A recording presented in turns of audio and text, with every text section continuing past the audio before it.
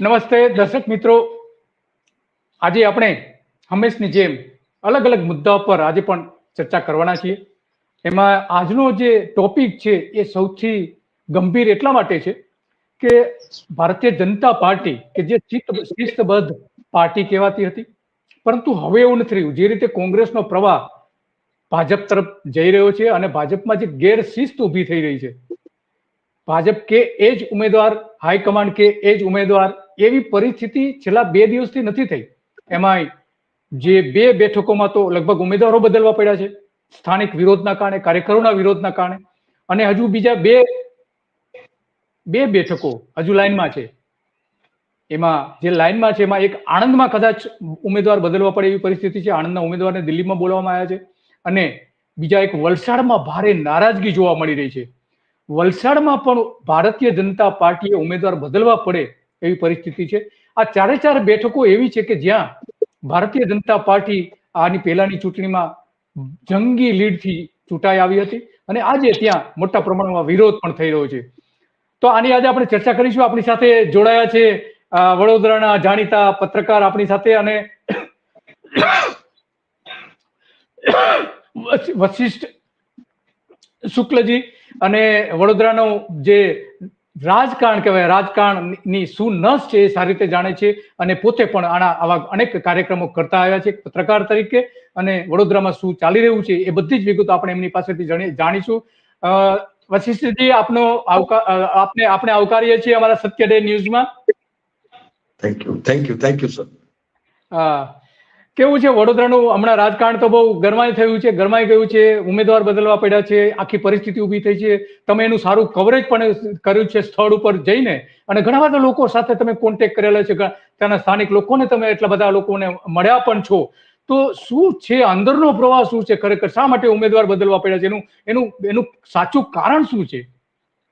બિલકુલ પટેલ સાહેબ, હું આપને જણાવું કે એમ તો અત્યારે વડોદરામાં તાપમાનની દ્રષ્ટિએ જોવા જઈએ તો 40 ડિગ્રીનું તાપમાન છે, પરંતુ રાજકારણની દ્રષ્ટિએ જોઈએ તો એ પારો ક્યાંથી ક્યાંય ઉપર છે. એ પાછળનું કારણ એ છે કે ભારતીય જનતા પાર્ટીમાં જ્યારથી ત્રીજી ટર્મ માટે રંજનબેન ભટ્ટે વડોદરા લોકસભા બેઠકના ઉમેદવાર તરીકે જે બીજી યાદી જાહેર થઈ, જ્યારથી એમનું નામ ડિક્લેર થયું ત્યારથી લઈને આજ દિન સુધી, જ્યારે એમને જાહેરાત કરી ત્યાં સુધી જે પ્રકારે બવંડર ઊભું થયું છે એ જોતા સ્પષ્ટપણે એમ લાગી રહ્યું છે કે જે પાર્ટી ચાલ ચરિત્ર અને શિસ્તબદ્ધ પાર્ટી તરીકે પ્રખ્યાત છે, તો ત્યાં જે વર્ગી જૂથબંધી અને એટલું જ નહીં, પરંતુ જે પ્રકારની અને જે લેવલની હુંસાતુસી થઈ રહી છે એ જોતા સ્પષ્ટપણે એમ લાગી રહ્યું છે કે આ પાર્ટીમાં ક્યાંય પણ બધું સમૂહસૂત્રું ચાલી રહ્યું નથી.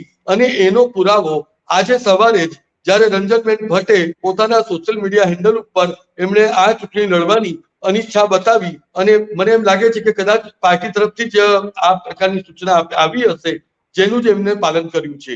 પટેલ સાહેબ, હા, એ તમારા ઇન્ટરવ્યુમાં દેખાય જ છે. એમના ફેસ ઉપર સ્પષ્ટપણે આપણે જોઈ શકીએ છીએ, વાંચી શકીએ છીએ એમનો ફેસ, કે એમને ચૂંટણી લડવી હતી, પરંતુ એકાએક એમણે આ ચૂંટણીનું મેદાન છોડી દેવું પડ્યું છે.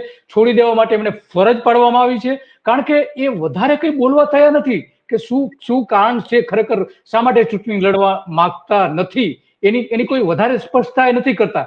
તો તમે કહો છો એ વાત સાચી છે કે કદાચ એને હાઈકમાન્ડે એમને કહ્યું હોય કે ભાઈ તમે મેદાનમાંથી ખસી જાઓ, અને એટલા માટે હવે નવા ઉમેદવાર શોધવા પડશે. તો નવા ઉમેદવાર કોણ હોઈ શકે છે વશિષ્ઠજી? જો પટેલ સાહેબ, પહેલા તો હું આપની જે કોમેન્ટ હતી તો હું એની પર થોડીક વાત કરવા માંગુ છું કે આપ પણ દાયકાઓથી પત્રકારત્વ કરી રહ્યા છો, પરંતુ આપ જાણો છો કે જ્યારે કોઈ પણ રાજનેતા જો સમાજ સેવા માટે ચૂંટણી લડવા માંગે છે અથવા તો અંગત કારણોસર ચૂંટણી ન લડવાની પોતાની ઈચ્છા બતાવે છે, તો સૌથી પહેલા તો એ જાણવાની જરૂર છે કે રાજનીતિમાં તમારે કોઈ પણ ટિકિટ મેળવવા માટે તમામ પ્રકારના પ્રપંચો કરવા પડતા હોય છે, અને ત્યારબાદ જો પાછા તમારા હેઠા નથી પડતા ત્યાં તમે અંગત કારણોસર ચૂંટણી લડવાની દૂર જાઓ છો. પરંતુ આ જે બિટવીન ધ લાઇન્સ છે એ જ સમજવાની જરૂર છે કે ખુદ મુખ્યમંત્રી ભૂપેન્દ્ર પટેલે પણ જે વડોદરા, જે સ્માર્ટ સિટી ના નામે પ્રખ્યાત છે અને સ્માર્ટ સિટીનો તમગો લાગ્યો છે, પરંતુ છેલ્લા કેટલાય વખતથી આ જગ્યા ઉપર વિકાસના નામે મીંડ્યું છે, અને એની નોંધ ખુદ મુખ્યમંત્રીએ પબ્લિક ડોમેનમાંથી કરી હતી, જેને લઈને સ્પષ્ટપણે એવું ફલિત થઈ રહ્યું હતું કે જે આ વડોદરાની જે ચૂંટાયેલી પાંખ છે એ કોઈ પણ પ્રકારનું કામ કરી નથી રહી. અને હવે જ્યારે રંજનબેને પોતાની ઉમેદવારી પાછી ખેંચી છે ત્યારે એ પહેલા પણ ઘણા બધા મૂર્તિયાઓએ પોતાની વાતને પોતાના બાયોડેટા લોકો સુધી પહોંચાડ્યા છે. અને એટલું જ નહીં પરંતુ સેન્સમાં પણ એ લોકો ઉપસ્થિત હતા. હવે જ્યારે પાર્ટી તરફથી આજે પાર્લામેન્ટરી બોર્ડ મળી રહી છે સાંજે, ત્યારે જે નામો બહાર આવી રહ્યા છે એ પણ ખૂબ આંચકાજનક છે. કારણ કે આપ જાણો છો કે મુખ્યમંત્રી હતા ત્યારથી આપ નરેન્દ્ર મોદીની જે રાજનીતિ છે અને એમની જે વર્કિંગ પેટર્ન છે એને તમે ભલીભાંતિ ઓળખો છો.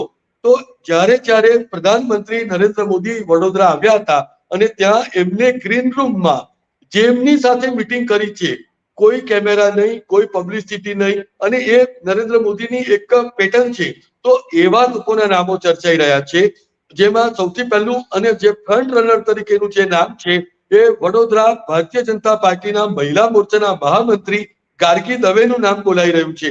કારણ કે જે રીતે આધારભૂત સૂત્રો બતાવી રહ્યા છે કે ગાર્ગી દવે એ એમનું જે બેકગ્રાઉન્ડ છે અને એમના જે પિતાશ્રી છે ચંદ્રકાંતભાઈ ભટ્ટ, જેમણે રાષ્ટ્રીય સ્વયંસેવક સંઘના માટે એમણે પોતાનું જીવન ખપાવી દીધું છે અને સંઘના બિલકુલ એમના સંસ્કારો એમને અંદર ઉતરા છે. અને એ અત્યારે જે પૂર્વ કોર્પોરેટર પણ અત્યારે પૂર્વ કોર્પોરેટર છે, પરંતુ એ જોતા એમનું નામ પણ આગળ ચાલી રહ્યું છે. કારણ કે આમાં આપ જાણો છો કે ભારતીય જનતા પાર્ટી ખૂબ અનપ્રિડિક્ટેબલ પાર્ટી છે. હંમેશા જ્યાં જે લોકોનું નામ ચાલે છે, તો જ્યાં મીડિયાની વિચારવાની શક્તિ બંધ થાય છે ત્યાંથી ભારતીય જનતા પાર્ટીમાં કોથળામાંથી કંઈક પીલાડું નીકળે છે. તો મીડિયા જે નામ જાહેર કરતું હોય છે એની લગભગ ટિકિટ કપાઈ જતી હોય છે. આપણે ઘણા બધા બનાવોમાં એવું જોયું છે. તો આ વડોદરામાં જે થઈ રહ્યું છે વશિષ્ઠજી, એમાં આ અત્યારે એક એવી વાત આવે છે કે જે આખું યુદ્ધ જે શરૂ થયું છે એ સંઘ વર્સિસ ભાજપનું છે. ભાજપ સામે સંઘનું યુદ્ધ છે અહીંયા. તો એ કેટલે અંશે તમને વાજબી લાગે છે? કારણ કે પટેલ સાહેબ, આમાં સૌથી અગત્યની વાત એ છે કે આપ જેમ જાણો છો કે ભારતીય જનતા પાર્ટી નો પ્રચંડ વિજય થાય અને એમને જે થમ્પિંગ મેજોરિટી મળે છે, તો એમાં ભારતીય જનતા પાર્ટી કરતા રાષ્ટ્રીય સ્વયંસેવક સંઘના જે સ્વયંસેવકો છે એમનો ખૂબ સિંહ ફાળો છે. અને આપ જાણો છો કે આરએસએસ અને ભારતીય જનતા પાર્ટી એ એક જ સિક્કાની બે બાજુ છે. પરંતુ વડોદરામાં જે પ્રકારે સ્થિતિનું સર્જન થયું હતું, કારણ કે રંજનબેનને બહુ પહેલેથી જ એમને અંદેશો આવી ગયો હતો કે ક્યાંક ને ક્યાંક સંગઠન સતત એમની પાછળ પડી ગયું છે અને સંગઠન જો કદાચ પોતે ઉમેદવારી કરશે અને ચૂંટણીમાં ઝુકાવી પણ દેશે અને એવા સંજોગોમાં જો સંગઠનનો તમને સહકાર નથી મળતો તો સંગઠનની મદદ વગર કોઈ પણ ચૂંટણી જીતવી એ અશક્ય વસ્તુ છે. અને ત્યારે એવા સંજોગોમાં એમણે સંઘનું તરણું શોધ્યું હતું, પરંતુ સંઘ દ્વારા એમને બેઠક માટેનો સમય સુદ્ધા આપવામાં નહોતો આવ્યો. એ જ બતાવે છે કે આ જગ્યા ઉપર સંઘની પોતાની એક અલગ આઈડિયોલોજી હતી અને સંગઠન પણ વિરુદ્ધમાં હતું. એને લઈને આજે કદાચ એમને આ નિર્ણય લેવાની ફરજ પડી છે. ફરજ પડી છે. હા, આ તમે બહુ ગંભીર વાત કરી કે સંઘ પણ આ ઉમેદવાર, હાલના જે ઉમેદવાર છે એને ઈચ્છતા નતા. એના બદલે જે સંઘ સાથે જોડાયેલા હોય એને, કારણ કે અહીંયા આજે દિલ્હીમાં અને ગાંધીનગરમાં જે વાત ચાલી રહી છે એનું મૂળ આ માનવામાં આવી રહ્યું છે કે સંઘ વર્સિસ ભાજપ, કે જે સંઘ અમુક ઉમેદવારને ઈચ્છતા હતા પણ ભારતીય જનતા પાર્ટી અમુક ઉમેદવારને ઈચ્છતા હતા. તો વશિષ્ઠજી, આ વડોદરાની એક ભૂમિ એવી છે કે જ્યાં વડોદરામાંથી ચૂંટાઈને નરેન્દ્ર મોદી સંસદ સુધી પહોંચ્યા હતા, વડાપ્રધાન થયા હતા. તો એમના ગૃહમાં આ યુદ્ધ શા માટે થઈ રહ્યું છે? શા માટે ભાજપના આ જે મોદી કુટુંબ કહેવાય છે કે અમે મોદીનું કુટુંબ છીએ, આ જે અત્યારે કેમ્પેન ચાલી રહ્યું છે, તો ભાજપના મોદી કુટુંબમાં ભડકો કેમ થયો છે? આટલા મોટા પ્રમાણમાં કેમ ભડકો થયો છે? સામાન્ય રીતે એની કલ્પના આપણે નથી કરી શકતા આટલા મોટા પ્રમાણમાં. પટેલ સાહેબ, એમાં એવું છે કે અત્યારે ભારતીય જનતા પાર્ટીમાં જે પ્રકારે પરિસ્થિતિનું સર્જન થયું છે અને આપ જોઈ રહ્યા છો કે જ્યારે વિધાનસભાની ચૂંટણી હોય કે પછી સંસદની ચૂંટણી હોય, પરંતુ ખૂબ મોટા પાયે ભરતી મેળો યોજાતો હોય છે. પરંતુ આપના દર્શકોને, સત્યડીના જે દર્શકો છે એ લોકો ખૂબ સહેલાઈથી સમજી શકે એ ભાષામાં હું સમજાવું તો તમારી બસની ક્ષમતા, બેસવાની ક્ષમતા 60ની છે અને ત્યાં તમે 120 ભરો છો મુસાફરોને, તો એનો મતલબ એવો થાય છે ત્યાં ધક્કામુક્કી થાય છે. ત્યાં હવે પરિસ્થિતિ એવી છે કે ભારતીય જનતા પાર્ટીમાં જગ્યા ઓછી છે, કાર્યકરો ખૂબ વધારે છે અને એને લઈને રાજકીય મહેચ્છાઓનું જો બાળમરણ થાય એના કરતા જો કોઈ પણ પ્રકારના પ્રપંચો કરીને પણ જો પોતે પોતાની જાતને એડજસ્ટ કરી શકે તેનાથી વધારે સોનેરી તક કઈ હોઈ શકે. આ બેઠક ઉપર 2014ની અંદર પ્રધાનમંત્રી નરેન્દ્ર મોદીએ જ્યારે ચૂંટણી લડ્યા ત્યારથી લઈને માત્ર 3 જ વર્ષ સુધી બધું સમસૂત્રું ચાલ્યું છે. પરંતુ 2017 પછી જે સ્થિતિનું સર્જન થયું છે એ જોતા સ્પષ્ટપણે એમ લાગી રહ્યું છે કે ક્યાંક ને ક્યાંક આ પાર્ટીના જે નેતાઓ છે એટલે ખાસ કરીને જે પ્રદેશનું જે મવડી મંડળ છે તો એમના હાથની કોઈ વાત રહી જ નથી. કારણ કે જેવી રીતે બધાના પોતાના અલગ અલગ ચોકા છે, સંગઠન પોતાની દ્રષ્ટિએ વિચારે છે, ચૂંટાયેલી પાંખ પોતાની રીતે વિચારે છે, તો એને લઈને જે પ્રકારે કોમ્યુનિકેશન ગેપ હતો અને એનો સીધો ભોગ એ શહેરીજનો બન્યા. શહેરીજનોની સાથે સાથે આ વડોદરા શહેર બન્યું. કારણ કે વડોદરા શહેર મેટ્રોપોલિટન સિટી ભલે છે, પરંતુ રાજકોટ, સુરત અને અમદાવાદની સરખામણીમાં વડોદરા ક્યાંય પાછળ છે. તો એ જોતા સ્પષ્ટપણે એમ લાગે છે કે જ્યારે પંચાયતથી લઈને પાર્લામેન્ટ સુધી ભારતીય જનતા પાર્ટીનું એક ચક્રીય શાસન હોય તો નિશ્ચિતપણે જો તમે પ્રજાને મૂળભૂત સુવિધાઓ પૂરી નથી પાડી શકતા તો સંપૂર્ણપણે એના જવાબદાર આ ચૂંટાયેલા નેતાઓ જ છે.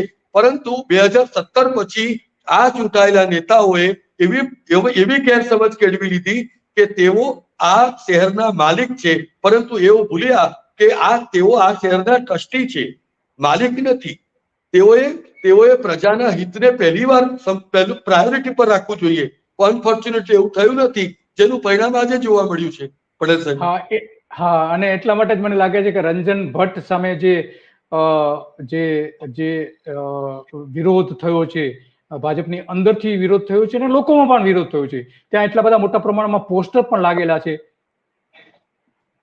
અને પોસ્ટરના કારણે પણ ભારતીય જનતા પાર્ટીની અને વડોદરાને જો આપ સંસ્કારી નગરી છે, વડોદરા આંતરરાષ્ટ્રીય સ્તરે વડોદરાને સંસ્કારી નગરી તરીકે પ્રચલિત છે, પરંતુ જો રાજનીતિની વાત આવે તો ત્યાં તમામ પ્રકારના સામ, દામ, દંડ, ભેદ તમામ પ્રકારની યુક્તિ પ્રયુક્તિઓ અજમાવવામાં આવે છે.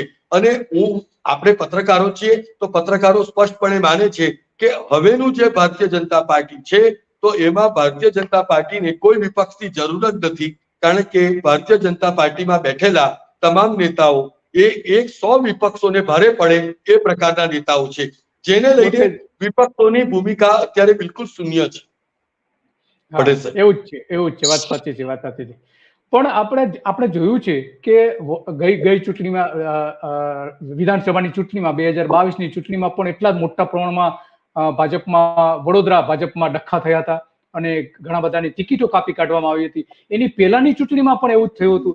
તો અને લાંબો ભૂતકાળ છે વડોદરાનો. વડોદરામાં જસપાલસિંહ એ પણ પક્ષની સામે થઈને ઘણી બધી લડત આપી હતી એને. પછી નલિન ભટ્ટ એમણે પણ અન્યાય સામે અવાજ ઉઠાવ્યો હતો. અને હવે આપણે આ રંજન ભટ્ટની સામે તો ઘણા બધા લોકો આવી ગયા છે આ રીતે અવાજ ઉઠાવનારા. યોગેશ પટેલ પણ છે કે જે પાર્ટીની અંદર રહીને પણ ઘણી વખત પોતાનો અવાજ રજૂ કરે છે. અને 2022માં તો ચૂંટાયા પછી અને એની પહેલા પણ 7 થી 8 ધારાસભ્યો એવા હતા કે જે એક થઈને પક્ષને એવું કહ્યું હતું કે ભાઈ અમારા વડોદરામાંથી તમે કોઈ મિનિસ્ટર બનાવો, જો નહીં બનાવો તો એ ઘણું બધું સહન કરવું પડશે. આવા અનેક રાજકીય ઉથલ પાથલો વડોદરામાં કેમ સૌથી વધારે થઈ રહી છે? રાજકોટમાં એટલે કે સૌરાષ્ટ્રમાં એટલા પ્રમાણમાં નથી જોવા મળતું, સુરતમાં એટલે કે દક્ષિણ ગુજરાતમાં એટલું નથી જોવા મળતું, મધ્ય ગુજરાત એટલે ખાસ કરીને અમદાવાદમાં એટલું બધું નથી જોવા મળતું, અને સૌથી વધારે જે જોવા મળે છે તો વડોદરામાં જોવા મળે છે. તો એનું કારણ શું છે? વડોદરાના ભાજપના નેતાઓ લડાયક છે એટલા માટે કે કુસંપ વધારે છે? મને એમ લાગે છે કે એક પત્રકાર તરીકે હું આખી વાતને જો ઇવેલ્યુએટ કરું તો મને એમ લાગે છે કે ભારતીય જનતા પાર્ટીમાં છેલ્લા કેટલાય સમયથી જે ચોક્કસ નેતાઓ જે વિરોધનું પ્યુગલ ફૂંકી રહ્યા છે, હું હમણાંના નેતાઓની વાત કરું છું. 2017 પછી જે નેતાઓ છે તો એમનું ક્યાંક ને ક્યાંક પાર્ટીનું નાક દબાવીને પોતાનો એજન્ડા સેટ કરવાનું એક ખૂબ જ એક અલગ પ્રકારનું નેરેટિવ ચાલી રહ્યું છે. અને હવે જ્યારથી CR પાટીલ એ પ્રદેશ અધ્યક્ષ તરીકે બિરાજમાન છે તો મને એમ લાગે છે કે છેલ્લા કેટલાક સમયથી આપણે હમણાં જ જોયું હશે કે સાવલીના ધારાસભ્યએ પણ રાજીનામું આપી દીધું અને એ પાછળ એમને કીધું કે મારે અમારા વિધાનસભા બેઠક મત વિસ્તારમાં વિકાસના કામો થઈ નથી રહ્યા. પરંતુ આપ જાણો છો રાજનીતિમાં જો દિખતા હૈ वो है नहीं और जो है वो दिखता नहीं. પરંતુ પત્રકારો ખણખોદ કરી ને તમામ વસ્તુઓ બહાર લાવતા હોય છે. પરંતુ આ વખતે પણ સાવલીથી જે રીતે કેતન ઇનામદારને પણ પાર્ટી તરફથી ખૂબ સ્ટર્ન મેસેજ આપી દેવામાં આવ્યો છે કે હવે જ્યારે આ પ્રકારે રાજીનામું આપી પાછું ખેંચવું, રાજીનામું આપીને પાછું ખેંચવું, હવે આ પ્રકારની પ્રવૃત્તિ ચાલશે નહીં. એ પાછળનું કારણ એ છે કે અત્યારે ભારતીય જનતા પાર્ટી ખૂબ જ કમ્ફર્ટ ઝોનમાં છે. કારણ કે એમને સ્પષ્ટપણે એવું લાગી રહ્યું છે કે Vadodara is the safest place. વડોદરાથી અગર કોઈ પણ અનનોન માણસ પણ જો ભારતીય જનતા પાર્ટીના નિશાન ઉપર ચૂંટણીમાં ઝુકાવશે તો નિશ્ચિતપણે એ જીતવાનો જ છે. અને કદાચ એને કારણે આ જે નેતાઓ છે એમને પણ પોતાની જાતને કમ્ફર્ટ ઝોનમાં મૂકી દીધી છે. પટેલ સાહેબ. હા, વાત સાચી છે. અત્યારે કમ્ફર્ટ ઝોનમાં તો છે જ ભાજપ. કારણ કે આપણે જોયું છે કે વડોદરા ઉપરાંત રંજન ભટ્ટે જે રીતે સોશિયલ મીડિયામાં એમણે પોસ્ટ મૂકીને કહ્યું હતું કે હું લડવા માંગતી નથી. શા માટે આ તે બધા કારણો તો એમણે મને નથી કહ્યા, હજુ સુધી જ નથી જાહેર કર્યા. ત્યાર પછી સાબરકાંઠાના ઉમેદવાર જે છે ભીખાભાઈ ઠાકોરે પણ ઉમેદવારી પરત ખેંચી છે. તો ત્યાં પણ એવું થયું છે. અને હવે કદાચ વડોદરાની નજીક કે મધ્ય ગુજરાત કહી શકાય, આણંદમાં પણ આવી પરિસ્થિતિ છે ઊભી થઈ છે. આણંદના જે ભાજપના ઉમેદવાર છે એને દિલ્હીમાં બોલાવવામાં આવ્યા છે અને આજે સાંજે દિલ્હીમાં મિટિંગ મળવાની છે પાર્લામેન્ટરી બોર્ડની ભાજપની. તો એમાં કદાચ આણંદના ઉમેદવાર બદલાય એવું લાગી રહ્યું છે. તો એમાં શું છે, તમે આણંદનો ઇતિહાસ જાણો છો? જી. પણ આમાં સૌથી અગત્યની વાત એ છે કે આ વખતે ભારતીય જનતા પાર્ટીએ પ્રયોગાત્મક રીતે ચૂંટણીની જાહેરાત થાય એ પૂર્વે જ નામો ડિક્લેર કર્યા. અને એને લઈને કદાચ એમ એવું લાગી રહ્યું છે કે પાર્ટી દ્વારા આ લિટમસ ટેસ્ટ કરાયો હતો. આપણે એને બ્રોડ સેન્સમાં જોઈએ તો આ ભારતીય જનતા પાર્ટીનો ડેમેજ કંટ્રોલ નથી, આ પાર્ટીનો લિટમસ ટેસ્ટ છે. કારણ કે પાર્ટીએ પહેલા કોઈ દિવસ પાર્ટી ન મુખ્યમંત્રીનું નામ જાહેર કરે છે, ન ઉમેદવારોનું નામ જાહેર કરે છે. એ ભારતીય જનતા પાર્ટીની એ સિસ્ટમ જ નથી. આ વખતે એમણે જે ઇલેક્શન ડિક્લેર થતા પહેલા જ જ્યારે નામો ડિક્લેર કર્યા અને ત્યારથી જે અલગ અલગ સૂર ઉભો થયો તો પાર્ટીએ બંને જૂથે આમને સામને તમામ બંને પક્ષોના પુરાવાઓ એકત્ર કરી લીધા. આ પાર્ટી માટે ખૂબ સારી વાત થઈ. હવે અને જે વસ્તુ વડોદરામાં થયું એ જ વસ્તુ આણંદમાં પણ થયું છે. આણંદની અંદર મિતેશ પટેલને ખુદ જાહેર કરવું પડ્યું મીડિયા સમક્ષ આવીને કે હું ક્યાંય ગયો નથી, મને ક્યાંય દિલ્હી બોલાવવામાં આવ્યો પણ નથી અને આણંદ લોકસભા બેઠક ઉપરથી હું ચૂંટણી લડવાનો છું એ સ્પષ્ટ છે. પરંતુ જે એમના વિરોધીઓ છે એમને પણ એમના દ્વારા એમના ટેન્યુઅરમાં જે પણ કોઈ કામો થયા હતા એમાં કેટલીક જગ્યા પર એમને જ્યાં શંકા હતી કે જ્યાં ભ્રષ્ટાચારના આક્ષેપો હતા એ સીલ બંધ કવરમાં એમને ઉપર સુધી પહોંચાડ્યા છે. હવે આગામી દિવસોમાં એ પાર્ટી ઉપર નક્કી કરવાનું છે.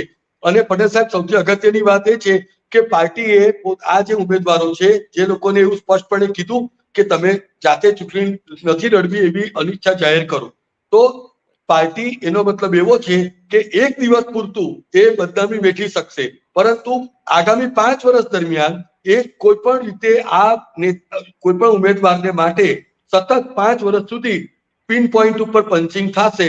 એને લઈને કોઈ પ્રકારની એમ્બ્રેસિંગ સ્થિતિમાં આવવા માંગતું નથી, જેને લઈને કદાચ આ નિર્ણય લેવાયો એવું લાગે છે. હા, યસ, બની શકે, એ બની શકે, એ વધારે વાજબી પણ લાગી રહ્યું છે. પરંતુ આજે રંજન ભટ્ટે સવારે જ કહ્યું કે પત્રકારોને જે ઇન્ટરવ્યુ આપતા હતા એમાં એવું કહ્યું કે ભાઈ હું સવારે ભગવાનની પૂજા કર્યા બાદ મને એવું થયું કે ભાઈ મારે ચૂંટણી નથી લડવી. તો ભગવાને એમને કહ્યું હતું કે ભાઈ ચૂંટણી લડો અને ભગવાન એવું કહી રહ્યા છે કે ચૂંટણી ન લડો. તો આ એક થોડું વિચિત્ર લાગી રહ્યું છે. જે નેતા છે, નેતાએ ખરેખર સ્પષ્ટ રીતે કહેવું જોઈએ કે ભાઈ શા કારણસર ચૂંટણી નથી લડવા માંગતા. એમણે સ્પષ્ટ કહેવું જોઈએ કે ભાઈ મારી સામે વિરોધ છે એટલા માટે હું આ મેદાનમાંથી ખસી જાઉં છું, સારા ઉમેદવાર પાર્ટી મૂકશે અને એ લડશે ચૂંટણી, આમાંથી હું ખસી જાઉં છું, એવું એને સ્પષ્ટ કહેવું જોઈએ. પણ આવી સ્પષ્ટતા કેમ નથી દેખાતી? લોકપ્રતિનિધિત્વમાં ખરેખર એકદમ સ્વચ્છ એની પ્રતિભા હોવી જોઈએ. યોગેશ પટેલ જે તમારે ત્યાં, યોગેશ પટેલ હંમેશા માટે સ્પષ્ટ કહી દે, કડવું લાગે તો પણ કહી દે. નલિન ભટ્ટ હતા, એ પણ હંમેશા માટે જાહેરમાં સ્પષ્ટ કહેનારા માણસ હતા. તો આ કેમ છુપાઈને ગભરાતા બીતા બધી વાત કરી રહ્યા છે? પરંતુ હમણાં છેલ્લા કેટલાક સમયથી આ જે ઇવેન્ટ ચાલી રહ્યા છે એમાં ક્યાંક કોઈ ધારાસભ્યનો અંતરાત્માનો અવાજ જાગી જાય છે મધરાતે, અને ગણતરીના સમયમાં એ અંતરાત્માનો અવાજ જાગે છે અને એટલો જ જલ્દી સુઈ પણ જાય છે અને રાજીનામું પાછું ખેંચાઈ જાય છે. એ જ રીતે આ બેનનું પણ ખૂબ સૂચક નિવેદન હતું કે ભગવાનની પ્રાર્થના કર્યા બાદ મેં એવું નિર્ણય લીધો કે મારે આ ચૂંટણી ન લડવી જોઈએ, એટલા માટે મેં આ જાહેરાત કરી છે. તો એની સામે ડોક્ટર જ્યોતિ પંડ્યાનું પણ ખૂબ જ સૂચક નિવેદન છે, કારણ કે ડોક્ટર જ્યોતિ પંડ્યા એ પહેલા મહિલા નેતા હતા કે જેમણે રંજનબેન ભટ્ટની સામે મોરચો ખોલ્યો હતો. એમનો વિરોધ રંજનબેન ભટ્ટ સામે નહોતો, પરંતુ એમને વારંવાર ટિકિટ કેમ આપવી પડે? શું ભારતીય જનતા પાર્ટી પાસે એવા કોઈ ડિઝર્વિંગ કેન્ડિડેટ નથી? એવો પણ એમને સોસરો સવાલ કર્યો હતો. અને એટલું જ નહીં, પરંતુ એમણે ગર્ભિત રીતે એમને ઓસ્ટ્રેલિયામાં એક મોલની પણ વાત કરી હતી, પ્લસ એમની અખૂટ સંપત્તિ ઉપર પણ એમનો ગર્ભિત ઇશારો હતો. તો આ બધાથી વ્યથિત થઈને જ્યારે રંજનબેને ના પાડી, તો એના જવાબમાં જો ડોક્ટર જ્યોતિ પંડ્યાએ કીધું કે ઈશ્વર જે કરે છે તે સારા માટે જ કરે છે. તો આ બંને નિવેદનો ખૂબ સૂચક છે. સૂચક છે, હા, એ તો વાત સાચી છે. અને એમને પણ એવું પણ કહ્યું કે આ કેસરી મારી સખી, કે જે આખા ભાજપમાં અત્યારે દરેક 44 જિલ્લા અને શહેરોમાં જે ચાલે છે કેસરી મારી સખી કેમ્પેન, કે મેં શરૂ કર્યું તો આખા ગુજરાતમાં ચાલી રહ્યું છે. તો મને ટિકિટ શા માટે તમે નથી આપતા? એનો મતલબ કહેવાનો મતલબ એવો છે કે ભાઈ એકને એક ઉમેદવારને શા માટે આપો છો? લગભગ આ પ્રકારનું એમનું વલણ અત્યારે જોવા મળ્યું છે. તો આ બધાની વચ્ચે આ જે કઈ પસંદગી થઈ છે એ પસંદગી તો સ્વાભાવિક છે કે રીતે નીચલા લેવલથી થતી હોય છે ભારતીય જનતા પાર્ટીમાં, અને એના નામ સજેસ્ટ થતા હોય છે. તો આ ચંદ્રકાંત પાટીલામાં ક્યાં થાપ ખાઈ ગયા ઉમેદવારની પસંદગીમાં? અત્યારે મને એમ લાગી રહ્યું છે કે 2014માં જ્યારે પ્રધાનમંત્રી નરેન્દ્ર મોદી વડોદરા અને વારાણસી બે બેઠક ઉપરથી એમણે ચૂંટણીમાં ઝુકાવ્યું અને વડોદરા બેઠક ઉપરથી જીત્યા બાદ એમણે અહીંથી રિઝાઇન કર્યું, અને ત્યારબાદ જે બાય ઇલેક્શન આવ્યું તેમાં રંજનબેન ભટ્ટને સાંસદ તરીકેની ટિકિટ મળી. ત્યારબાદ એમને 2019માં ફરી રિપીટ કરવામાં આવ્યા અને હવે ફરી રિપીટ કરવામાં આવ્યા. હવે પટેલ સાહેબ, આપણે સૌથી પહેલા તો એ સમજવું પડે કે એન્ટી ઇન્કમ્બન્સી પણ એક ફેક્ટર છે. એન્ટી ઇન્કમ્બન્સી એ માત્ર પોલિસી ઉપર કે સરકારના કોઈ નીતિ નિર્ણયોની ઉપર જ હોય એવું જરૂરી નથી. એન્ટી ઇન્કમ્બન્સી એ કોઈ પણ નેતાના ચહેરાની પણ હોઈ શકે, એ નેતાના એટીટ્યુડની પણ હોઈ શકે, એ નેતા કાર્યકર સાથે કઈ રીતે બિહેવ કરે છે એની ઉપર પણ હોઈ શકે. આ તમામ વસ્તુઓને જ્યારે ભેગું થાય ત્યારે નિશ્ચિતપણે આ જ પ્રકારનો નિર્ણય લેવો પડે. અને આજે રંજનબેને પણ જાહેરાત એવું સ્પષ્ટપણે કીધું છે કે એમના વિરોધીઓ દ્વારા એમની ઉપર કોઈ પણ પ્રકારના આક્ષેપો કરાયા એ બિલકુલ નિરાધાર છે, એ બિલકુલ પાયા વગરના છે. તો સવાલ એ આવે છે કે જો આ જે આક્ષેપો છે એ આપને એમ લાગે છે કે નિરાધાર છે, પાયા વિહોણા છે, તો પછી એમણે મોવડી મંડળની પાસે જઈને ખુલાસો કરવાની જરૂર છે. કેવું જોઈએ, હા, બરાબર છે કે એને ત્યાં જઈને કેવું જોઈએ. પરંતુ આમાં બે બાબતો લોકોની નજરે જે આપણે જોઈએ તો બે બાબતો એવી છે રંજનબેનની વિરુદ્ધ જઈ શકે એવી. એક તો એ પોલીસ સ્ટેશનમાં જઈને ત્યાંના એક જે હિટ એન્ડ રન કરીને એના શું કહેવાય એને જે ધરપકડ કરી, પોલીસે ધરપકડ કરી હતી, તો એ ગુનેગારને છોડાવવા માટે પોલીસ સ્ટેશનમાં જાય છે, પોલીસને દબાણ કરે છે અને એને છોડાવીને લાવે છે. આની ગંભીર અસર આખા ગુજરાતમાં પડી હતી કે આ ભાજપના સાંસદ સભ્ય કે જે પોલીસ સ્ટેશનમાં જઈને આવા જે આરોપીઓ છે આરોપીઓને છોડાવી લાવે છે. તો આ એક મેસેજ પણ ગુજરાતના લોકો સુધી પહોંચ્યો હતો. અને એની પહેલા પણ આપણે જોયું છે કે રંજનબેન એક નૂતન શાળા આપણે વડોદરાની કે જ્યાં મતદાન થતું હતું, તો એ મતદાન મથકમાં અંદર ઘૂસી ગયા હતા, એની પાસે આઈ કાર્ડ નહોતું અને ભારે મોટો વિરોધ પણ એની સામે થયો હતો. અને ત્રીજું એવું કહેવાય છે કે જે બજેટ આવતું હતું એ બજેટમાં પણ એનું કરપ્શન થતું હોવાના આરોપ પણ એની સામે હતા. તો આ ત્રણ બાબતો ખરેખર તો રંજનબેનની સામે જઈ રહી છે. તો એ ત્રણ આરોપો જે એની સામે હતા, તો ભારતીય જનતા પાર્ટીના નેતાઓ જે છે એમણે કેમ એની સામે કોઈ એક્શન લીધા? હા, આપણે વલસાડમાં એક ઇનસાઇડ ઇન્ડિયા કરીને એક કોઈ છે, વલસાડમાં ધવલ પટેલની બદલીના કેટલી શક્યતા દેખાઈ રહી છે વલસાડમાં, એવો પ્રશ્ન પૂછી રહ્યા છે ઇનસાઇડ ઇન્ડિયા. તો ધવલ પટેલ પણ કેટલી બદલાઈ શકે છે વલસાડમાં? છે ત્યાં નારાજગી તો છે જ, આપણા દર્શક જે બતાવી રહ્યા છીએ. તો વલસાડમાં પણ નારાજગી છે અને વલસાડમાં કદાચ બદલવા પડે, ભારતીય જનતા પાર્ટીને ઉમેદવાર બદલવા પડે એવા સંજોગો અંદર ખાને ઉભા થયા છે. હજુ એનો વિસ્ફોટ બહાર નથી થયો, પણ અંદર તો જ્વાળામુખી છે જ, વલસાડમાં દેખાઈ રહ્યો છે. કારણ કે વલસાડમાં એની સામે મજબૂત ઉમેદવાર આવ્યા છે કોંગ્રેસના, અને જ્યાં આપણે જોયું છે કે જ્યાં મોટાભાગે ડિસ્ટર્બ થયું છે ભારતીય જનતા પાર્ટી, આણંદમાં પણ એ પ્રમાણમાં ડિસ્ટર્બ છે અને વલસાડમાં પણ છે. તો આ બંને જગ્યાએ મજબૂત ઉમેદવાર સામે પક્ષે આવેલા છે, અને કદાચ આ એક કારણ હોઈ શકે છે કે બદલવામાં આવે, વલસાડમાં બદલવામાં આવે, આણંદમાં બદલવામાં આવે, તો આ એક કારણ વાત હતી. તો એટલે પ્રશ્ન એ હતો વશિષ્ઠજી કે આટલા 3 આરોપો રંજનબેન સામે હતા, તો એ મોવડી મંડળે કેમ ધ્યાનમાં લીધા? લોકોએ વિરોધ કર્યો પછી જ કેમ ધ્યાનમાં લીધું? બિલકુલ, એક રીતે જો સ્પષ્ટપણે જોઈએ તો આ ક્યાંક ને ક્યાંક મોવડી મંડળની પણ એક આ નિષ્કાળજી કહેવાય. એનું કારણ છે કે જો ભારતીય જનતા પાર્ટી એ ક્યારે પણ પારોટના પગલા ભરતી પાર્ટી નથી. બહુ રેરેસ્ટ ઓફ ધ રેર એવા ઇન્સિડન્ટ હશે કે જ્યાં ભારતીય જનતા પાર્ટીને એમને દ્વારા લેવાયેલો નિર્ણય પાછો ખેંચવો પડે. પરંતુ છેલ્લા કેટલાક સમયથી આપે જોયું કે ભાઈ આ જ્યારથી નામ ડિક્લેર થયા તો જ્યાં જ્યાં કોંગ્રેસના જે સ્ટ્રોંગ કેન્ડિડેટ છે એની સામે ઉમેદવાર બદલવાની તજવીજ હાથ ધરાઈ ગઈ છે. અને પરંતુ એવું વડોદરામાં છે જ નહીં. એટલે એનો મતલબ એ થયો કે વડોદરામાં તો હજુ સુધી કોંગ્રેસ તો પોતાનો ઉમેદવાર છે જ નહીં. તો એનો મતલબ એ થયો કે ત્યાં કોંગ્રેસ કોઈ તો ઉમેદવારની કોઈ વાત જ ચિત્રમાં જ નથી. નથી. વાત સાચી. યસ, કોંગ્રેસ ત્યાં કોઈ વડોદરામાં તો ઉમેદવારની વાત બિલકુલ જ નથી. કોંગ્રેસ એટલે ચિત્રમાં ત્યાં નથી. નિશ્ચિતપણે એવું સ્પષ્ટપણે મોવડી મંડળના મગજમાં એવું ઠસાવી દેવામાં આવ્યું અને મોવડી મંડળે પણ એ સ્વીકારવું પડ્યું હશે કે અહીં જે પણ પ્રકારનો ગ્રાઉન્ડ ઝીરોની જે હકીકત છે તો એને તમે એવોઇડ નહીં કરી શકો. અને કોઈ પણ પ્રકારની જો લીડ ઘટે, કારણ કે આપ જુઓ કે છેલ્લા પ્રધાનમંત્રી વારે વારે કહે છે કે ભાઈ 5 લાખથી ની લીડથી વધારે જીતવાનું છે. ખુદ CR પાટીલે પણ વડોદરામાં હમણાં જ જ્યારે તેઓ જિલ્લા ભાજપ કાર્યાલયના ઉદઘાટનમાં આવ્યા ત્યાં પણ એમણે એ જ વાત કીધી કે તમામ બેઠકો આપણે 5 લાખની લીડથી જીતવાની છે. તો એનો મતલબ એવો થયો કે પાર્ટીના કાર્યકરો અને સંગઠનની ઉપર પણ એક પ્રેશર છે. અત્યારે મધ્ય ગુજરાતમાં અત્યારે માત્ર રંજનબેન ભટ્ટ જ ત્રીજી ટર્મ માટે રિપીટ થયા છે. અને આ બાજુ જામનગરથી પૂનમ માડમ, તો પૂનમ માડમ એમના કરતા જુનિયર છે. પરંતુ મારે સવાલ સૌથી મોટો એ આવીને ઉભો છે કે જો સંગઠન સાથે ન હોય અને ધાર્યા પરિણામ ન મળે તો શું? આ પ્રકારની સ્થિતિનું સર્જન થયું હતું. એને લઈને પાર્ટીએ આ નિર્ણય લીધો છે. પણ જોકે હવે તો બોલ દિલ્હી પાર્લામેન્ટરી બોર્ડ પાસે છે. એટલે હવે ટૂંક સમયમાં જાહેરાત થઈ જવાની છે.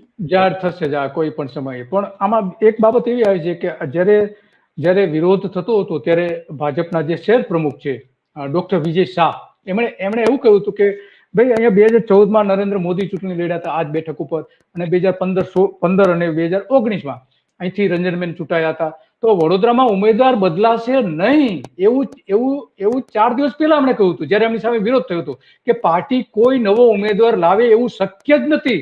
એવી જાહેરાત કર્યા પછી પણ પાર્ટીએ જે બદલવા પડે છે એનો મતલબ એ છે કે ખરેખર ભારેલો અગ્નિ છે કે જે અત્યારે એક કેમ્પેઇન ચાલી રહ્યું છે કે હું નરેન્દ્ર મોદીનું કુટુંબ, એ પ્રકારની કેમ્પેઇન જે ચાલી રહ્યું છે. તો આ ભાજપના મોદી કુટુંબમાં આટલો મોટો ભડકો થવાનું કારણ શું છે? કઈ હજુ સુધી એની કોઈ એક ક્લ્યુ નથી મળતી વડોદરા અને બીજા બધામાં. નહીં પટેલ સાહેબ, અત્યારે હું એવી કોઈ સ્થિતિ નથી જોઈ રહ્યો. કારણ કે સાંસદ તરીકે જ્યારે તેઓ 2 ટર્મ માટેના સાંસદ છે, પોલિટિકલી ખૂબ મેચ્યોર્ડ છે. રંજનબેન ભટ્ટ પોલિટિકલી ખૂબ મેચ્યોર્ડ મહિલા છે અને એમને તમામ પ્રકારના કોન્સિક્વન્સીસ પણ ખબર છે. અને જેને લઈને આ ભારતીય જનતા પાર્ટી છે. અને આપ જાણો છો કે આપનું પણ ખૂબ લાંબુ પત્રકારત્વ જીવન છે.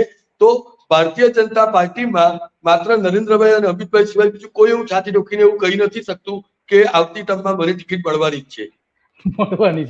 અને આ એકદમ ક્રિસ્ટલ ક્લિયર વાત છે કે ભારતીય જનતા પાર્ટીમાં અહીં જે પણ કોઈ ઉમેદવારો છે એ માત્ર ને માત્ર પાર્ટીના બ્રાન્ડ એમ્બેસેડર છે. કારણ કે ચૂંટણી તો કમળ અને નરેન્દ્ર મોદીના નામ ઉપર જ જીતાય છે. એટલે એમને તમામ દ્રષ્ટિએ વિચારીને જ પોતાના પેજ ઉપર લખ્યું છે, મને એમ લાગે છે. લખ્યું હશે. બરાબર, બની શકે. અને ડોક્ટર જ્યોતિ ભટ્ટ, જે જ્યોતિબેન ભટ્ટ, જ્યોતિબેન પંડ્યા, તો એમણે કદાચ ટિકિટ તો ભાજપ હવે નહીં જ આપે, સસ્પેન્ડ કરી દીધા છે એટલે. તો એમની સાથેના કેટલાક જે સંપર્કો ઉભા થયા છે, ખાસ કરીને આમ આદમી પાર્ટીના કેટલાક લોકો એમને મળવા ગયા હતા અને એવું કહેવાય છે કે એમને ટિકિટની ઓફર કરી છે કે તમે વડોદરામાંથી આમ આદમી પાર્ટી તરફથી લડો.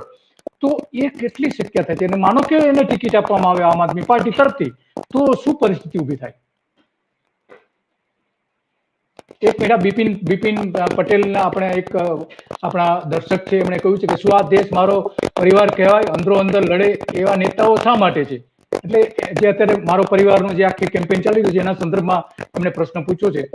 તો આપણા દર્શકો પણ હવે માની રહ્યા છે કે ભાઈ આ પરિવારની જે વાત છે તો ખરેખર પરિવાર જેવું જ લાગવું જોઈએ, એમાં એ કુટુંબમાં કોઈ ભડકો ન થવો જોઈએ, એવું આપણે હા. તો એ આપણે જ્યોતિબેનને ટિકિટ આમ આદમી પાર્ટી આપી શકે? ના, અત્યારે એવું હું નથી માની રહ્યો. એ પાછળનું કારણ એ છે કે ડોક્ટર જ્યોતિબેન પંડ્યા પણ ખુદ સંઘનાથ બેકગ્રાઉન્ડથી રિપ્રેઝન્ટ થાય છે અને ડોક્ટર જ્યોતિબેન પંડ્યાને એવું સ્પષ્ટપણે ખબર જ છે કે ક્યાંક ને ક્યાંક તેઓ ભલે પાર્ટીમાં નહીં હોય, પરંતુ તેઓ આજીવન ભારતીય જનતા પાર્ટીના સંનિષ્ઠ સેવક તરીકે કામ કરવા માંગે છે. કારણ કે જે દિવસે એમને એમનું પાર્ટીએ રિઝાઇન આપે એ પહેલા જ એમને જયારે સસ્પેન્ડ કરી દીધા, એના બીજા જ દિવસે અરવિંદ કેજરીવાલ અને ભગવત માન એ વડોદરામાં હતા, ત્યારે એવો પણ કયાસ લગાવવામાં આવી રહ્યો હતો કે ડોક્ટર જ્યોતિ પંડ્યા ને આમ આદમી પાર્ટી, જોકે આમ આદમી પાર્ટીના ઘણા બધા નેતાઓએ એમનો સંપર્ક પણ કર્યો છે, એટલું જ નહીં પરંતુ કોંગ્રેસના પ્રદેશના નેતાઓએ પણ ડોક્ટર જ્યોતિ પંડ્યાના નો કોન્ટેક્ટ કર્યો છે. પરંતુ આ બંને પાર્ટીને ડોક્ટર જ્યોતિ પંડ્યાએ કોઈ રિસ્પોન્સ આપ્યો નથી. એ જોતા એવું સ્પષ્ટપણે લાગી રહ્યું છે કે ક્યાંક ને ક્યાંક એમની જે રજૂઆત હતી, જે રંજનબેન ભટ્ટ સામેની જે રજૂઆત હતી, એ કદાચ પાર્ટીએ સંતોષી લીધી છે એવું પણ અત્યારે તો વાતાવરણ બની રહ્યું છે. બની શકે, યસ, બની શકે. અને આ ઉપરાંત બીજી એક જે બેઠક છે એ સાબરકાંઠાના ઉમેદવાર ભીખાભાઈ ઠાકોર, એની સામે પણ ઉમેદવારી પરત ખેંચી રહ્યાની અને સોશિયલ મીડિયામાં પોસ્ટ મૂકી છે. અને એમાં ભાજપમાં હવે કોનો વારો પડશે એવું ચર્ચા રહ્યું છે એક પછી બેઠકમાં. આણંદમાં પણ એવું થઈ શકે છે, બની શકે. જોકે આણંદમાં બહુ એટલી શક્યતા નથી દેખાતી, તમે કહ્યું છે પ્રમાણે. વલસાડમાં પણ એ જ પ્રકારનું આખું વાતાવરણ ઉભું થયું હતું કે સાબરકાંઠામાં ભાજપે એક ઠાકોરને જે ટિકિટ આપી હતી અને એમે ઉમેદવારી પાછી ખેંચી છે, તો ત્યાં કોઈક અટકના સંદર્ભમાં કોઈક વિવાદ ઉભો થયો છે ને એમાં ઘણા બધા સામસામે બે જે જ્ઞાતિ કહી શકાય એ બે જ્ઞાતિ સામે આવી છે. તો આ ભાજપની 26 બેઠકો જીતવાના, જે 5 લાખની લીડથી જીતવાની જે વાત હતી અને ભાજપમાં કોઈ વિરોધ નહીં કરે એવું માનવામાં આવતું હતું, પરંતુ હવે એવું લાગી રહ્યું છે કે ભીખાભાઈ ઠાકોરની સામે પણ એ જ પ્રકારનો ત્યાં વિરોધ થઈ રહ્યો છે જે વડોદરામાં થયો હતો. અને એટલા માટે એમને કદાચ ત્યાં ટિકિટ ન આપી હોય. અને અરવલ્લી જિલ્લાના મેઘરજ તાલુકાના હીરાટીંબા ગામના ભીખાજી ઠાકોરને પસંદ કરાયા હતા, પરંતુ એમાં વિરોધ થયો હતો. અને આપણે જોયું છે વશિષ્ઠજી કે આની પહેલા પણ નીતિન પટેલે સોશિયલ મીડિયામાં પોસ્ટ મૂકી હતી કે ભાઈ હું મારું જે દાવેદારી કરી છે મહેસાણા બેઠકો પરથી તો હું પરત ખેંચું છું. અને આવું જ મોટા ભાગે રાજકોટમાં ટિકિટ માંગી હતી વિજય રૂપાણીએ, ત્યાં પણ એટલે એને જાહેરમાં નતું કહ્યું પણ ત્યાં ટિકિટ માંગી હતી વિજય રૂપાણીએ. આ બંને નેતાઓ એવા છે કે મુખ્યમંત્રી અને નાયબ મુખ્યમંત્રી, તો બંનેએ પણ આ રીતે એની પોતાની દાવેદારી પાછી ખેંચવી પડી હતી. તો આવું કેમ થઈ રહ્યું છે? એના પર કોઈ દબાણ હશે આ પ્રકારનું કે ભાઈ તમે ઉમેદવાર નથી તો મહેસાણામાંથી કોણ, રાજકોટમાંથી તો નક્કી હતું જ પુરુષોત્તમ રૂપાલા. તો આ બધી બાબતો સામે આવે છે તો શું દિલ્હી હાઈકમાન્ડ છે, સુરતનું હાઈકમાન્ડ છે અને દિલ્હીનું હાઈકમાન્ડ છે, તો આ બધા સમીકરણો શું ચાલી રહ્યું છે એ લોકો અત્યારે મૂંઝાઈ ગયા છે કે ભાજપમાં કેમ આવું ચાલી રહ્યું છે? બિલકુલ, આ દિલ્હી હાઈકમાન્ડ 100% આ તમામ પ્રકારના સમીકરણોને ધ્યાનમાં રાખશે. પરંતુ આપ જેમ જાણો છો કે ભારતીય જનતા પાર્ટી આપત્તિને અવસરમાં પરિવર્તિત કરતી પાર્ટી છે. તો એ જોતા એમ લાગી રહ્યું છે કે આ જે પ્રકારની આપત્તિ જે અગાઉ 2017ની વિધાનસભામાં પણ હતી અને તેમને પણ જો એને અવસરમાં પલટાવી દીધી હોય તો એ જોતા એમ લાગી રહ્યું છે કે અત્યારે આ પ્રકારની જે સ્થિતિનું સર્જન થયું છે તો એ નિશ્ચિતપણે પાર્ટી 100% એમાંથી બહાર આવવાની જ છે. અને આગામી દિવસોમાં હવે પરિસ્થિતિ એવી છે કે તમામ નેતાઓની જે જન્મકુંડળીઓ છે, બરાબર, એમાં કયો ગ્રહ કયા ખૂણામાં બેઠો છે એ હવે પાર્ટીને બંને બાજુનું ખબર છે. ખબર પડશે. વાત સાચી કે ગ્રહ દશા બદલાઈ ગઈ હોય એવું લાગી રહ્યું છે. આપણે જો કે ગ્રહ દશા તો કઈ બહુ અસર કરતી હોય એવું ઘણા બધા લોકો નથી માનતા, પરંતુ ભાજપની જે દશા છે આવી દશા તો બેહાલ થઈ જ છે. અને ખાસ કરીને ભાજપના કુટુંબનો કલહ છે, જે એક અત્યારે આખા દેશમાં એક કેમ્પેન ચાલી રહ્યું છે કે હું મોદીનું કુટુંબ. તો આમાં એક બ્રેક લાગી ગયો હોય એવું ગુજરાતમાં અત્યારે દેખાઈ રહ્યું છે. જોકે અત્યારે એક પણ એવી બેઠક એવી નથી કે જ્યાં કોઈ સામેના પક્ષના ઉમેદવાર મજબૂત થતા હોય, એક બે બેઠકોને બાદ કરતા. તો આ 26 બેઠકો ઉપરનું જે યુદ્ધ છે એમાં અત્યારે તો એવું લાગી રહ્યું છે કુટુંબ કલે ભાજપને એની જે શાખ છે શાખને અસર કરી હોય એવું લાગી રહ્યું છે. તો આજે તો આપણે આટલી જ વશિષ્ઠથી આજે જે તમે અમારી સાથે જોડાયા, તમારો ખૂબ ખૂબ આભાર. અને ઘણી બધી માહિતી વડોદરાની આપી તમે, તમારો આભાર માનીએ છીએ. અને ફરીથી આપણે ક્યારેક જોડાઈશું. તો આ આપણે વાત કરી કે વડોદરામાં શું પરિસ્થિતિ છે, અને હવે આણંદમાં પણ આ જ પ્રકારની પરિસ્થિતિ છે. ભારતીય જનતા પાર્ટીના ઉમેદવાર જે છે મિતેશ પટેલ, તો ત્યાં પણ કદાચ બની શકે કે મુશ્કેલી ઊભી થાય, કારણ કે સામે કોંગ્રેસના અત્યારના જે ધારાસભ્ય છે અમિત ચાવડા, કે જે લાંબો સમયથી ત્યાં ચૂંટાતા આવ્યા છે, અને એ બધી જ બાબતોમાં એમની સામે કદાચ મુશ્કેલીઓ ઊભી કરે. કારણ કે અમિત ચાવડા આની પહેલા ભરત સોલંકી તો ખરાબ રીતે હારતા આવ્યા હતા, બહુ ખરાબ રીતે. અને અમિત ચાવડાને પહેલી વખત લોકસભાની ચૂંટણી લડવામાં આવી રહી છે, અને 412 બેઠકો મેળવશે કે કેમ, એ સૌથી મોટો સવાલ આજે ઉભો થયો છે. અબકી બાર 400 કે પાર એવી આખા દેશમાં સૂત્રોચ્ચાર પણ ચાલી રહ્યો છે. તો એમાં ખરેખર શું થશે એ હવે કળવું, એની આગાહી કરવી મુશ્કેલ છે. કારણ કે બોરસદ નગરપાલિકાના કાઉન્સિલર પરાગ પટેલે સોશિયલ મીડિયામાં કોમેન્ટ કરીને ભાજપના આણંદના ઉમેદવાર સામે પણ એટલો જ મોટો વિવાદ ઉભો કરી દીધો હતો. અને એટલા માટે આજે ઠાકોર નેતા જે છે ભરત સોલંકી અને એમના નાના ઈશ્વર ચાવડા, તો એ બધા અત્યારે જેલમાં આવી ગયા છે. આ બધું જે થયું છે એનું આપણે જોયું છે. રંજનબેન ભટ્ટે જે સોશિયલ મીડિયામાં પોસ્ટ મૂકી હતી, એ શું હતી એ આપણે જોઈ રહ્યા છીએ. આરોપીને છોડવા માટે રંજનબેન જે પોલીસ સ્ટેશનમાં ધસી ગયા હતા, ત્યારની આ તસવીર છે, ફાઇલ તસવીર છે. મોદીના કુટુંબમાં કંકાસ વધી જવાથી એની આંખમાંથી આંસુ નીકળી રહ્યા છે. દિલ તો રડી જ રહ્યું હતું. સંસદ પર હિટલરશાહીનો આરોપ હતો, વડોદરાના સાંસદ ઉપર હિટલરશાહીનો આરોપ હતો. વડોદરામાં પણ આ જે બબાલ થઈ હતી પોસ્ટર લગાવવાની, આ પોસ્ટર લગાવવામાં આવી રહ્યા છે. કડવાશ, કુટુંબમાં કડવાશ થયું છે, કુટુંબ ભંગ થઈ રહ્યું છે. ભાજપનો સલામત તો નથી. ભાજપના ઉમેદવાર સામે આંતરિક વિરોધ પણ છે. અને અબકી બાર 400 પાર જે સૂત્ર છે અહીંયા મુશ્કેલીમાં ઊભી થઈ ગયું છે. કારણ કે ભાજપમાં આંતરિક ડખો જે રીતે બહાર આવ્યો છે એના ઉપરથી આપણે સ્પષ્ટ પણ કહી શકીએ. પોસ્ટર લગાવ્યા હતા કે જનતા માગે છે તપાસ, કે કોના ગજવામાં ગયા. આ ભ્રષ્ટાચારના આરોપો પણ રંજનબેન સામે થયા હતા. વિકાસ ક્યાં ગયો, કોના ગજવામાં ગયો, કોના ઘરમાં ગયો, એવા પોસ્ટરો લાગ્યા હતા ઠેર ઠેર. અને ચૂંટણી પંચના અધિકારીઓએ એ પોસ્ટરો દૂર કર્યા હતા અને એની તપાસ કરી હતી. તો એમાં 2 થી 3 લોકો એ પોસ્ટર લગાવવાની પાછળ હતા. હિટ એન્ડ રનના આરોપીને સાંસદ જે છોડાવી ગયા હતા, એ સૌથી મોટી એમના માટેની મુશ્કેલી ઊભી થઈ હોય એવું બની શકે છે. એની જે ક્રેડિટ હતી, એની શાખ હતી, એમાં એ ધસાઈ હતી. અને નેતીની દાદાગીરી બહાર આવી હતી એવું ઘણા બધા લોકો કહે છે. બેનર લગાવ્યા હતા કે સત્તાના નશામાં ચૂર ભાજપા, શું કોઈ પણ ઠોકી બેસાડે તો અમે ચલાવી લઈશું. વડોદરાની જનતા નિસહાય કેમ નિસહાય છે?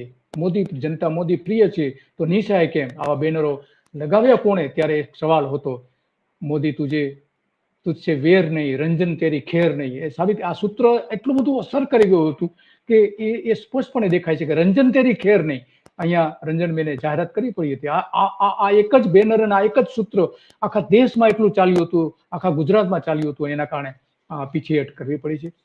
આ બેનરો જે લાગ્યા હતા એ ગાંધી પાર્ક સોસાયટી જે છે એમાં બેનરો લાગ્યા હતા, સત્તાના નશાવાળાથી લઈને ઘણા બધા. અને એટલા માટે પરિવર્તનની જે વાત હતી, પરંતુ અહીંયા તો ઉમેદવારને જ પરિવર્તિત કરી દેવાયા હતા. ભગતસિંહની પોસ્ટ મૂકી એના બીજા જ દિવસે એમણે આ જે કોમેન્ટ થઈ રહી છે એની સામેની, રંજનબેન સામેની એ કોમેન્ટ પણ અત્યંત ગંભીર પ્રકારની સોશિયલ મીડિયામાં કોમેન્ટ એના જ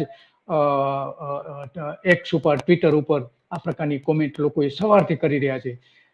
બેન, હવે ટિકિટ કપાઈ ગઈ છે, હવે તો શાંત બેસો. વડોદરાના વિકાસ અને સુધારણા માટે તમારા 10 વર્ષ આપવા બદલ અમે તમારો આભાર માનીએ છીએ અને સમસ્યા વહેલી તકે ઉકેલાઈ જશે એવું માનીએ છીએ. કોઈ કેન્દ્રીય મંત્રી આવે છે કે શું વડોદરા એક જે એમના ચાહક છે એમણે એમ કહ્યું કે અહીંયા કોઈ કેન્દ્રીય મંત્રી આવી રહ્યા છે. આ મોટી વાત છે. કદાચ કોઈ જાણનાર હોઈ શકે વિજયભાઈ મકવાણા કરીને છે. તો એમાં એ પણ એક શક્ય છે કે બહારથી પણ મૂકવામાં આવે. બીજી બાજુ એવું કે મરાઠી પાટીલ ગુજરાતમાં બધે મરાઠી ભરી રહ્યા છે, આવો પણ એમના આરોપ પણ કરવામાં આવ્યો છે. આજ રંજનબેનની પોસ્ટની નીચે એની નીચેની જ બધી આ કોમેન્ટ છે. અને બેન મોવડી મંડળ દ્વારા ફોન કરીને કહી દીધું કે શું, કેમ કે નીતિનભાઈએ પણ આવી જ સોશિયલ મીડિયામાં જાણ કરી હતી. તો લોકો જાણે જ છે કે તમને આદેશ તો દિલ્હીથી જ આવ્યો છે, મોદીના પરિવારને ખેડી નાખો.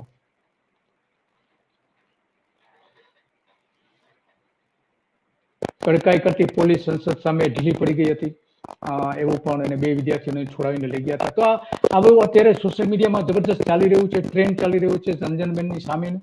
અને એટલા માટે આખી બાબત જે સામે આવે છે એ ઘણી ચોંકાવનારી છે ભારતીય જનતા પાર્ટી માટે. અને ભારતીય જનતા પાર્ટીને ચૂંટણીમાં મોટી અસર કરી રહી છે. અને આ જે કંઈ ગુજરાતમાં થાય છે એ આખા દેશમાં એની અસર ઊભી થતી છે. પવન ત્યાં દેશમાં જઈને ફૂંકાતો હોય છે. અને અત્યારે જે ભારતીય જનતા પાર્ટી જે રીતે ફસાઈ ગઈ છે, ખાસ કરીને ચૂંટણી બોન્ડમાં ભારતીય જનતા પાર્ટીને કરોડો રૂપિયાનું ફંડ આપવામાં આવ્યું છે. અને એ ફંડ મેળવવા માટે ભારતીય જનતા પાર્ટી ઈડીના દરોડા પડાવ્યા હતા. અને એમાંથી કેટલીક કંપનીઓ જઈને ફંડ આપી આવી હતી અને એ આખા સેટલ કરી દેવાયા હતા જે દરોડા પાડવામાં આવ્યા હતા. અને જે રીતે અરવિંદ કેજરીવાલ સામે ઈડીએ ધરપકડ કરી અને જેલમાં પૂરી દીધા છે, એની ગંભીર અસર ગુજરાતમાં જોવા મળી રહી છે. લોકો વિરોધ કરી રહ્યા છે કે આ તો હિટલરશાહી છે, કેન્દ્ર સરકારની નરેન્દ્ર મોદીની આ હિટલરશાહી છે, આવી કોમેન્ટ કરી રહ્યા છે લોકો. અને આ જે લોકશાહીમાં છે એ તો ન જ ચાલે આ રીતનું કે કોઈ એક વિપક્ષના મજબૂત જે ઉમેદવાર છે, મજબૂત નેતા છે, એને ઈડીનું ભય બતાવીને ઈડીના ખાને તમે જેલમાં પૂરી દો ચૂંટણીના સમય પહેલા. તો આ ભારતમાં લોકો નહીં સ્વીકારે. આજે નહીં તો કાલે આની નરેન્દ્ર મોદીએ ભોગવવું જ પડશે, એમાં કોઈ સવાલ નથી.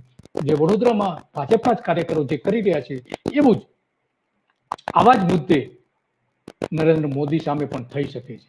એટલા માટે નરેન્દ્ર મોદીએ પણ ચેતવા જેવું છે કે આ લોકશાહી છે, લોકશાહીની ઢબે સરકાર ચાલવી જોઈએ, નહીં કે કોઈ હિટલરશાહીની ઢબે રશિયા, ચીન, આ બધા દેશોમાં જે થઈ રહ્યું છે આપણે જોઈએ છીએ એવું ભારતના લોકો તો નથી જ ઈચ્છતા. તમે સત્તાના જોરે કોઈને દબાવી નહીં શકો.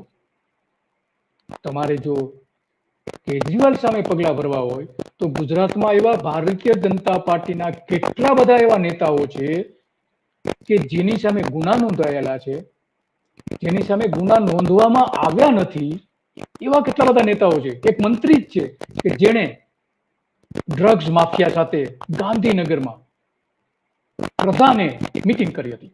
આવા આરોપ મહારાષ્ટ્રના એક પ્રધાને મૂક્યા હતા, એક મિનિસ્ટરે આરોપ મૂક્યા હતા ગુજરાતના પ્રધાન ઉપર. તો એની સામે કેમ પગલા નહીં? દેશ વિરોધી કૃત્ય કરનાર સામે તમે પગલા નથી ભરતા. અને ત્યાં દારૂ અંગેના કેટલીક જે નીતિમાં ઢીલાસ આપી હતી એની સામે પગલા ભરવામાં આવે છે. ગુજરાતમાં 20,000 કરોડ રૂપિયાનો દારૂનો હપ્તો ચૂકવાય છે. 20,000 કરોડ રૂપિયાનો એક અંદાજ મૂકવામાં આવ્યો છે. 20,000 કરોડ રૂપિયાનો દારૂનો હપ્તો ચૂકવાય છે. તો કેટલાની સામે પગલા ભરવા છે? કેટલા બુટલેગરોને જે મેઇન સપ્લાયરો છે, જ્યાં કટિંગ થતું હોય છે, એમાં કેટલાની સામે પગલા ભર્યા છે? દમણમાંથી મોટાભાગનો દારૂ આવી રહ્યો છે અને એ દમણમાંથી દારૂ લઈ આવવો એ દરેક દારૂ જે બુટલેગરો છે એને સૂચના આપવામાં આવી છે. કોને સૂચના આપી છે? કેમ એની તપાસ નથી કરવામાં આવતી?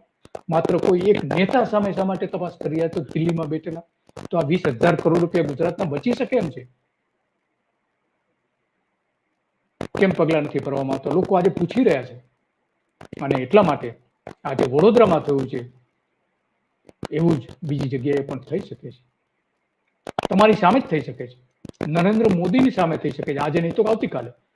કારણ કે લોકશાહી ઢબે લોકોએ તમને મત આપીને ચૂંટીને મોકલેલા છે અને ત્યાં જઈને લોકોની વિરુદ્ધ જઈને, લોકશાહી વિરુદ્ધ જઈને જ્યારે વર્તન કરતા હો ત્યારે ભારતની પ્રજા ઇન્દિરા ગાંધીની જેમ તમને પણ ફેંકી દેશે. ઇન્દિરા ગાંધીને આ જ ભારતની પ્રજાએ, જેણે એને કટોકટી મૂકી હતી ઇન્દિરા ગાંધીએ, ત્યારે આ જ લોકોએ ફગાવી દીધી હતી. કોઈએ કલ્પના નથી કરી કે ઇન્દિરા ગાંધી હારી શકે છે, એની સરકાર જઈ શકે છે.